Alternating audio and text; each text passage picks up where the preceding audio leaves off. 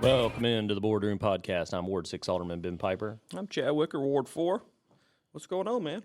I think springtime's almost here. I'm getting a little. Man, yeah. I know we always start with the weather. I'm sure people are like, man, these guys are 60 years old, 70 years old, 80 years old talking about the weather first thing in the morning. You're older than me. I've got you by a few months, but it seems like at least the weather has started to break. The time has shifted forward, thank goodness. We don't have the sun going down at 5:30, 5:45. Yeah, it was nice. Last night, me and the boys, after I got home from work, we went to Kirkendall Park and went out there and threw the football, and we ran some 40-yard dashes. And there you go. All right. My older one's playing football, whatever, and so the combine's been going on, so he's seeing wanted to see what his 40 was, which he didn't do bad. It was like a 5.2 or whatever. It's not a bad 40. Dang. Okay. All right. Rolling. So anyway, that's good. We did a little hangout, watching the sunset with the family, and it was good to kind of have a little bit of a relaxing evening at the start of spring break. Spring break's here. Kids are out of school, so Hernando's about as half as full as it normally is. People are taking off to the beach. I will say, as somebody who still has to work this week, going down Commerce Street today is a lot easier than it normally is. A little bit. Mm-hmm. If you do something about that, Ben, good grief. I know. Fix Commerce Street. That's a Ward 6 we problem. did. Yeah, I don't know about a Ward 6 problem, but I think it may be a state problem. Huh? Maybe a state problem, state highway, isn't it? Got plenty of money. We're cutting taxes. Okay. Well, so we did last week. We got the opportunity to speak at Hernando High School. Oh, I forgot about that. To the government classes there. Coach Smith and Coach Bentley invited us to come speak to some of the students there. Appreciate it. Hopefully, we forgot to mention the podcast of all things, right? Yeah. Well, there was a lot of questions about the interstate and what the process and why that still is an issue, and what we've done to try to correct that and how much it cost. And I think they were kind of amazed about what it would cost to fix that. So, and in case you haven't listened to some of our previous versions about the Commerce Street exit and the bridge there, the little squeeze that happens when you drive underneath Commerce Street, because the bridge is at least 60 years old. 1962. 63 years old. Yeah, so when the obviously I wasn't around, Ben, but that's when they initially ran 55 to Batesville. That was part of that leg, and so out of Memphis, and so that was when that originally was constructed. So, but it's so essentially the footings for the bridge are too tight. You have to kind of squeeze in. If you live in Hernando, you know exactly what we're talking about. If you've ever visited Hernando, you may know what we're talking about. And so the cost to completely replace that bridge, completely redo the exit, I guess MDOT drew up a design, and it's around $120 million. Yeah, 124 is the last we were told by MDOT Executive Director Brad White. Yeah, so that's a hefty price tag. The overall budget for the city, we were telling these kids when we went and visited them, the overall budget, water, sewer, everything all in is about $32 million every year, and that number kind of fluctuates year to year depending on what kind of projects we have going on and grants and other things we have that state funding and other things that come in and out. But clearly the city can't take care of this. It's a federal interstate highway above a state highway, so it's a very complicated, complex sort of situation where if the money's not coming in from D.C. and the money's not coming in from Jackson, the city surely doesn't have the money to do it. We have to do, and we talked about with the kids in the class, they were asking what skills do you have to be an alderman, which I thought was kind of an interesting question. That's right. Yeah. And one of them is persuasion, negotiation. We talked about that. Communication. But persuasion and negotiation when you go to Jackson, when you go to D.C., when you talk to those state and nationwide leaders, to say, listen, this is a huge problem. We've got to get this fixed at some point. But at the same time, it's no easy problem, and there's some I think there's some bills being proposed this year that could change the funding mechanism for MDOT. There are funding mechanisms based off. We just heard the executive director talking about the 1987 roads plan that set the tax gas tax, and that's basically what their funding's based off of. And as inflation has caught up to them, they have to basically spend all their money on maintaining the state highway system, and they have very little money for what this would be called a capacity project. And so they give us what they can is what they tell us. I'm not saying I agree with that, but that's what they tell us. And so there's two proposals. One, the Senate and the House have both proposed some tax, I guess, reform, basically. One eliminates the income tax and moves some taxes around, increases the grocery tax and different things, and gives more money to MDOT. And then the Senate plan basically increases the gas tax by 9 cents over 3 years. And all that money would go to MDOT. So less than 3 weeks left in that legislative session, so maybe some big decisions made. There may be nothing that happens. The can may get kicked down the proverbial road, if you would. Well, Ben, you know this. I mean, nothing's going to happen until the last weekend. That's conference weekend. That's when everything's done. Okay. So, Okay. Don't be looking for any big changes coming out until what's that? The week before April. So Always teaching me, always to educate you me know a little about bit more. conference weekend. But it is, I will tell you, if your kids are in this class, if your kids have Coach Bentley or Coach Smith, as a parent, you're doing a good job. Here's why. I asked both classes this question, and nobody raised their hand. I said, who here believes if you have a problem, it's the government's job to fix it? And nobody raised their hand. I was like, well, thank goodness we at least We've taught them that, at least in Hernando. We've at least taught them that just because you have a problem, it doesn't mean it's the government's job to fix it. Sometimes it is, right? Sure. Sometimes it is, and that's where things get more complicated. But I start, a lot of times when I talk to people that, call me with an issue, I'll ask them that question, like, do you think this is is it the government's job to fix this problem? And it really gets people thinking sometimes. And so, because we do have a certain, we have primary functions of government. We talked to the class about that, and but it was good. It was a good time to visit with the kids there. They are as sick of Mexican restaurants and pizza restaurants as everybody else is on Facebook. I know. But they were excited. They were excited to hear about the new high school and all the stuff that's coming in that area. Yeah. Well, let's jump into our Tuesday meeting. We're doing it a little bit later. Yeah, we finally got around to it, but it wasn't an action packed. No, it was not. Really, fairly quickly meeting, about 30 minutes, I guess. I would say the big headline coming out of Tuesday's meeting, we heard from Gia Matheny, our Community and Economic Development Director for the city, and the big thing out of that was just the farmers market's coming up. It's going to open up. It opens up for basically half the year, 26 Saturdays out of the year. We have the Hernando's Farmers Market. She said there's over $800,000 in sales captured last year. So it has really, really grown every year from when it was first, from its inception. She was super excited about it. Of course, you've got more events that are coming up later on in the year. She was excited about the Water Tower 10K coming up. It'll be a half marathon now. Is it both, or is it just one? Is it so the Water Tower 10K is going to be you're going to be able to do a half marathon or a 10K. And I think you've committed to the half marathon. Right. I'm not doing a half marathon. You and Natalie both marathon. committed to the half marathon. Yeah, I'm not doing a half marathon. I'll do the 10K again. I'll do the 10K again. Huh? I'll do the 10K again. That was all I can do. I'm cooked, as the kids say. I'm cooked after a 10K. I got you. Gia always does a good job. I think she's talked about her 3 or 4 big events she does: the Dickens of a Christmas, the Water Tower 10K. Very, very glad to have her. She does a great job. We have a great community that supports her. A lot of stuff she does is donation based, and the farmers market's always is coming up. I think they just had a meeting last week about it.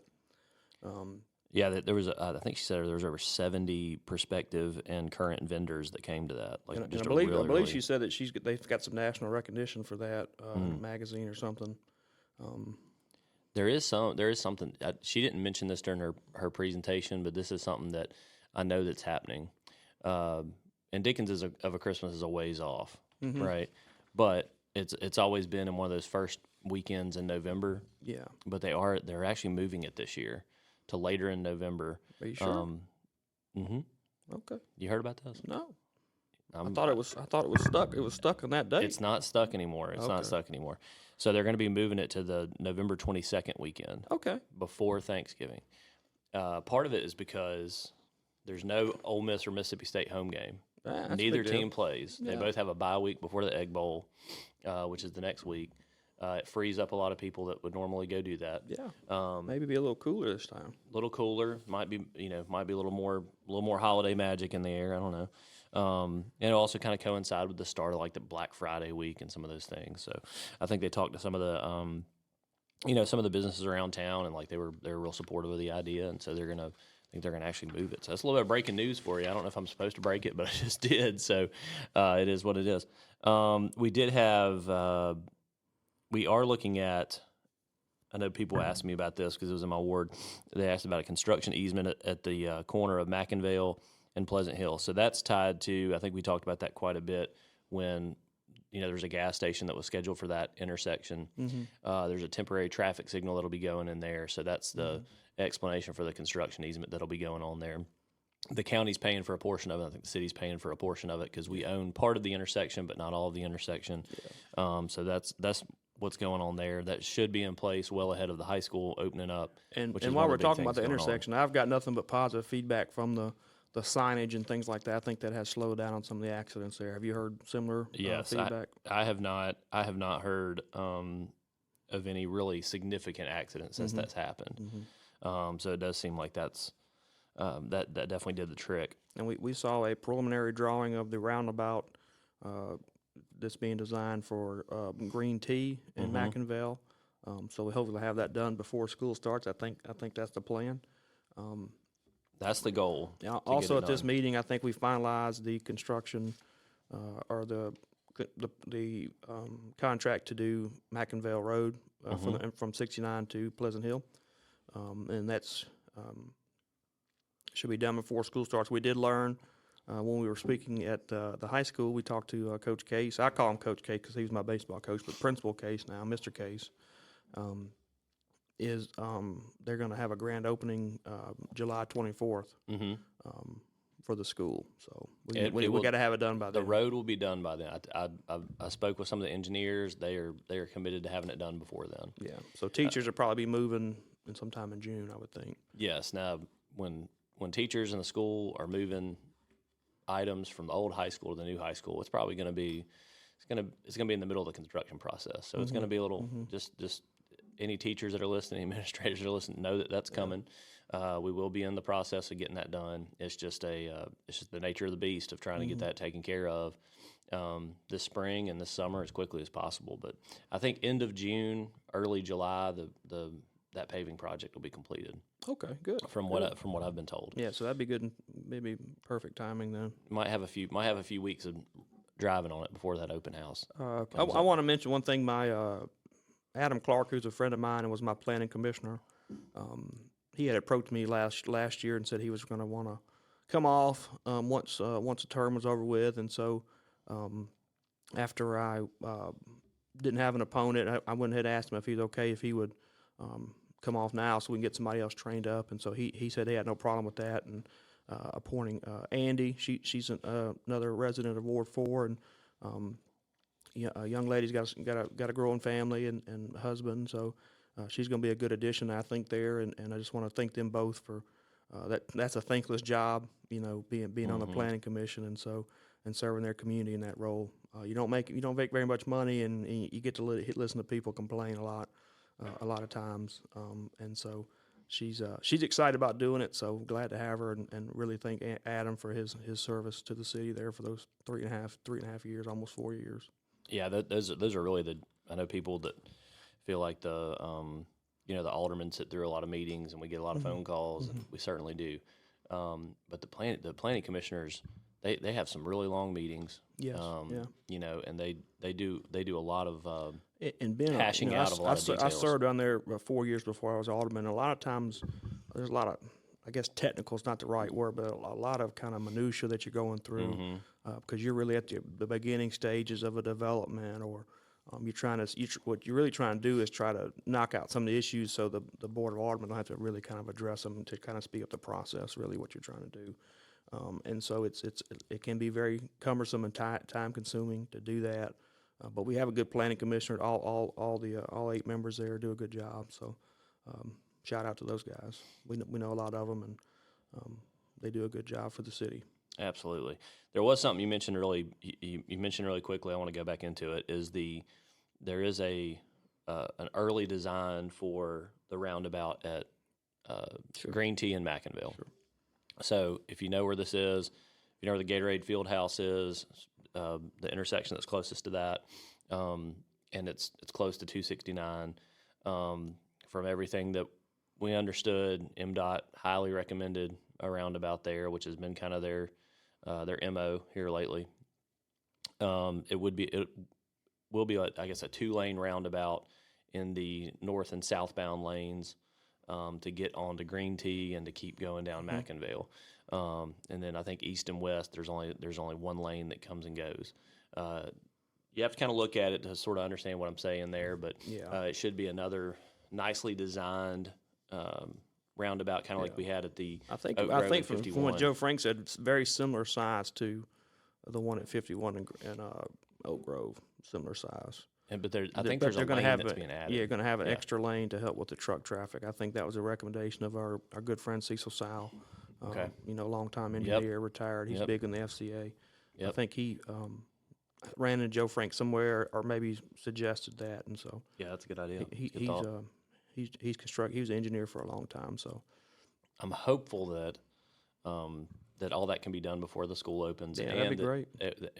And that hopefully it'll be a week or two before school opens that we can get that thing opened up, constructed and opened up, so that teenage drivers can have a few chances to go through it. And if you have a teenage driver that you're concerned about, the traffic at McIngvale and all those sort of things, take them down 51, take them through, one of the other roundabouts in city.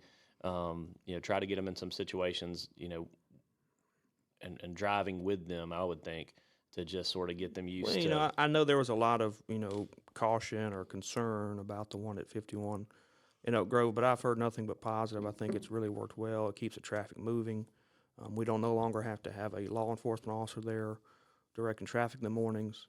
It's really worked well. I think I'm envisioning the same thing for these two. The one at Holly Springs in McIngvale is coming up in Green T and McIngvale. So they'll be coming online here shortly. So that'd be great.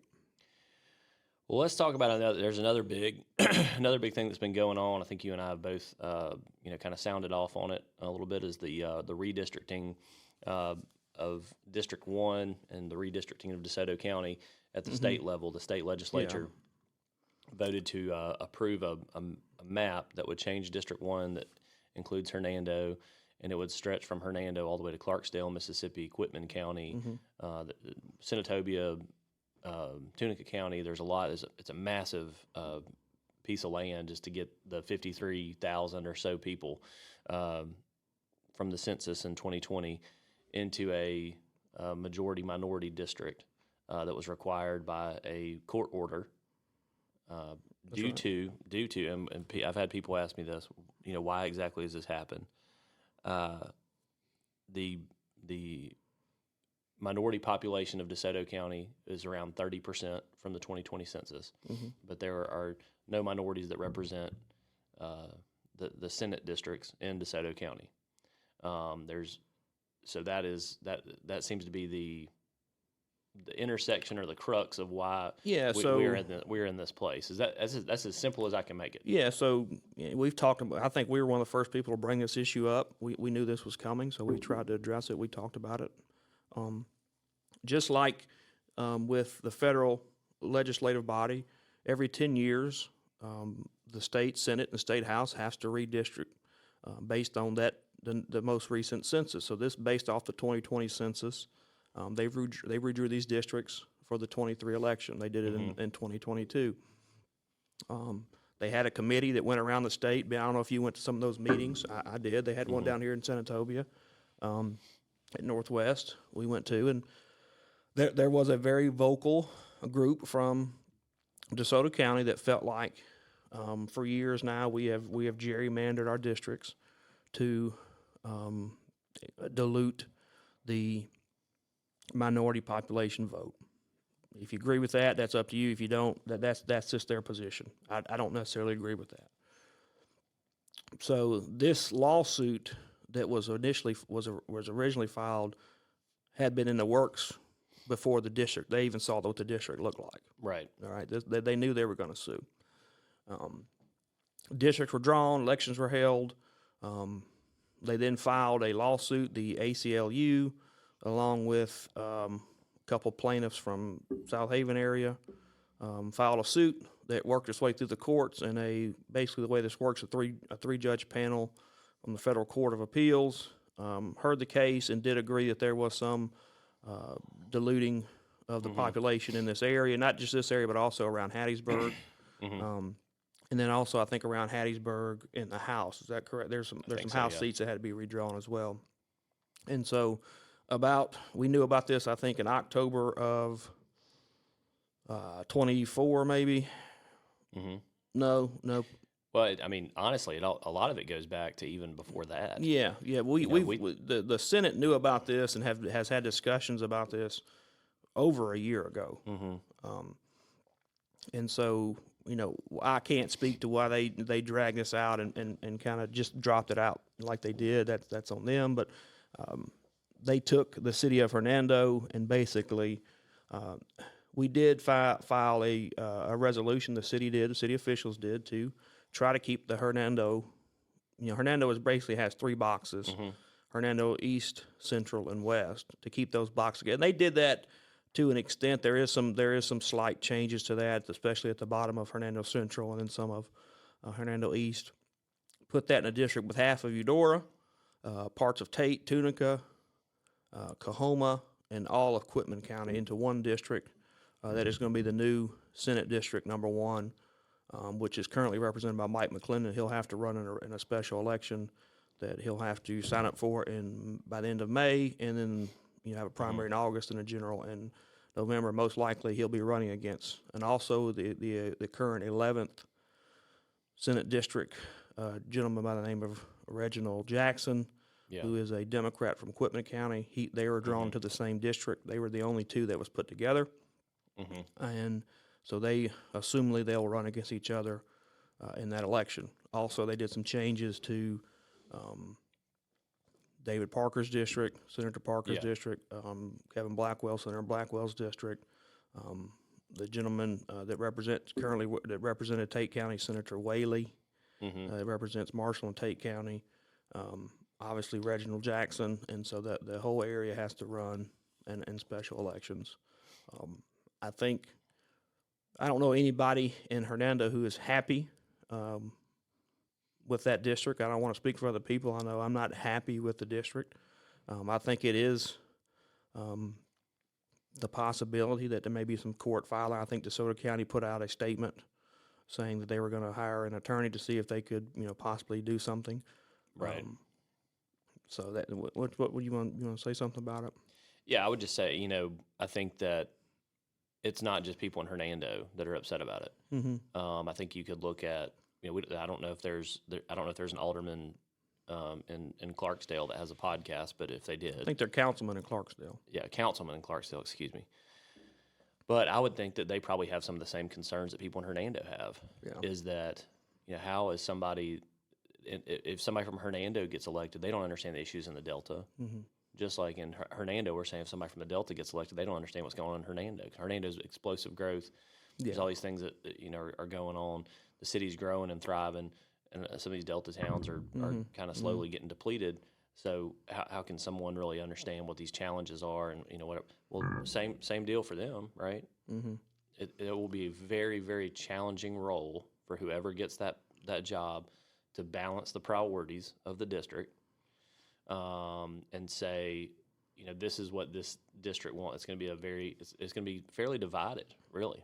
Yeah, you basically have taken two distinct regions and going to make them be represented by one person whoever is victorious. If that's going to be a Mr. I'm just assuming he's going to run again. But if it's a Democratic representative from the Delta or a Republican from Hernando, those, like you said, that's going to be a very difficult job to represent two very distinct areas of the state who have very distinct issues. If anybody's ever been to Marks, Mississippi, and then drive through Hernando, Mississippi, that's two different places. Right. They're vastly different. Right. I think the point we're making overall is that you may end up having someone elected who 55% of the population really loves that person, and you have 45% people that are just upset. Yeah, well, it's And they feel created like very they're not- district, and I'm gonna say this, Ben, and I'm speaking for myself here. I think it's been some people say that this is about race, and this is about, Mississippi historically has issues with the race. That is not. I don't care who represents me. I serve on a board, No. Andrew Miller and other people like that. I have friends in the Mississippi Delta. That's not the issue. The issue is that's very distinct regions of the state that have distinctly different issues, and I think people from Clarksdale would say the same thing if we had a Right, discussion correct. about it. It's nothing to do with the racial component is just a part of it. It's not the main part of it. So That's right. And by no means is this district the only one that's like this in the state. I would say there's there's got to be another Senate district where portions of I'll be honest of with you. cities are pulled in. And, I follow it pretty closely. yeah, I'm not aware of another district in the state that represents two vastly different areas like that. okay. There you go. Typically, if you're going to have a Delta district, if you want to call it that, it's going to be mostly the Delta area. Not this divided, where it's, we've looked at the voter numbers. It's basically a 50-50 district. Right. Half. If you include Tate County as being not in the Delta, which I don't think they would consider being in the Delta, Right. and you take Tunica, Coahoma, and Quitman, and considering them in the Delta, the population split's almost even. And so, I think it was the lesser of two evils is why why it was done this way. And we may have to live with it, but I'm not happy about it. I can tell you that. Right. I think it's very frustrating for a lot of people. And We've talked about this privately. I think it's no secret we can mention on here. If you think someone if the gentleman from Marks, Mississippi is representing DeSoto County, you think one of his priorities is going to be the interstate in Hernando? I would hope so, but I don't know if that's going to be the case. Yeah. Definitely some tough questions for whoever enters that race. How do you handle the two priorities, the two major priorities, or what are I certainly can't speak intelligently to what the biggest issues are down there, because we focus on like the in issues Clarksdale, here. one of the bigger issues, and I do some work in Coahoma County, is crime. They have a tremendous crime problem in Clarksdale. That's no secret. They have infrastructure issues. It's no secret. They have a lack of development in that city that they're trying to bring back, but there's just nothing there as far as an economic driver. Right. It's just vastly different, and it is what it is. I think they would say that. So, how do you represent both those? You're going to be juggling a lot of plates, I think. That's definitely one way to get the job done. I think it's going to be very difficult for whoever gets that position, and we'll continue to follow that, and hopefully we can have whatever candidates are. If there's a special election, we will have the candidates on and talk to them. But that being said, speaking of elections, the Republican primary is coming up. Yeah, April 1st. April 1st here in Hernando. Make sure you go and vote. Absentee vote if you need to. If you work outside the city. If you're going to be out of town or over 65, you have to sign an affidavit. And if you lie on the affidavit, Ben, bad shape. Yeah. Well, don't scare people into not voting. The last guy who lied on the affidavit, Yeah. 2 years in prison. Yikes. 2 years in prison. Okay. Well, I'm just kidding. No, nobody looks at those. There was an early voting bill that I'm mocking that was defeated this year. That basically people lie about early voting right now. yeah. You have to sign an affidavit saying you're going to be out of town on the day of the election. So. Go absentee vote. But if you need please, to yes, go absentee vote. So that way you don't forget about it. Otherwise, April 1st, there will be an election in Hernando for 2 seats on the Board of Aldermen at large. Oh, and it's something we need to mention too, Ben. And I don't know if you were paying attention. So because we have no general election that's right. But everything is resolved in the primary, we are not going to have a general election to save the city about $8,000. Okay. So we'll be done After the primary, the primary, election can be confirmed. We can by have the commissioners. our election commissioners can make it part of the minutes of the Hernando Alderman board member, Mm-hmm. and we can vote on that, I believe, and we do not have to have a general election, save about $8,000. That's definitely good news for the taxpayers in Hernando. But we do have, to kind of finish that thought, April 1st, there's 2 seats up for the Board of Aldermen. We have Ward 5 Alderman Beth Roan Ross, who's the incumbent, with a challenger, Kit Kitchens. And in the Alderman at Large race, we have former Ward 6 Alderman Jeff Hobbs, who is running for that open seat, along with Lauren McClendon and Jarrett Mashaw. So 3 challengers in that race. You've probably seen some signs pop up around town promoting some of these folks, and definitely do your research. I think almost everybody has either a Facebook page or a campaign page or something. You can look them up and find them there. But April 1st is election day. I think I may not know Kit as well as everybody else, but all good people, and people that care. I mean, it's all people that care about the community. You got to give them credit for putting themselves out there, putting themselves in front of the voters. We've both done that, and that's not easy sometimes. And so you got to give them credit for doing that. That's right. And campaigning can be hard work. Going and knocking on people's doors and putting yourself out there can be a little bit of a challenge. Some people find it easy, and some people find it a little anxiety inducing. But we're not natural like you, man. We're not natural like you. That's not what I'm saying at all. But we do have that primary coming up on April 1st. If you need to absentee vote, you go to City Hall to do that. And I think they said there's only been 20, 30 people that have come and absentee voted so far. So it sounds like turnout's going to be fairly low for our city election. One thing, Ben, and I know I've personally harped on this for a long time. We brought this up with the kids at the school the other day. We've got to vote at higher numbers if we're ever going to get people's attention in Jackson. So please, if you're a registered voter, go vote, make your voice heard, and vote for the candidate of your choice. It's just, if you one of the greatest things I come from a family that my grandfather was a veteran in World War II and got a Purple Heart in World War II. Voting was stressed immensely in our household because of that, because he basically said, look, I took a bullet so that you can stand in line and vote and complain about things going on in your community and complain to your elected officials and all these things. If you're the type of person that thanks veterans in restaurants when you see people out, you should be standing in line and voting, because that's one of the most important things that you can do.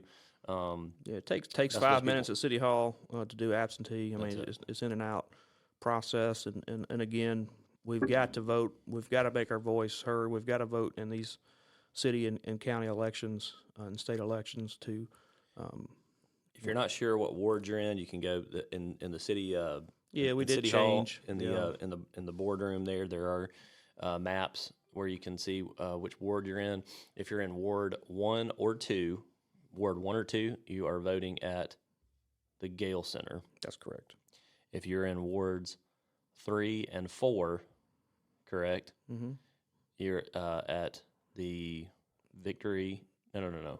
Is it the Redemption Church? Redemption Church on 51.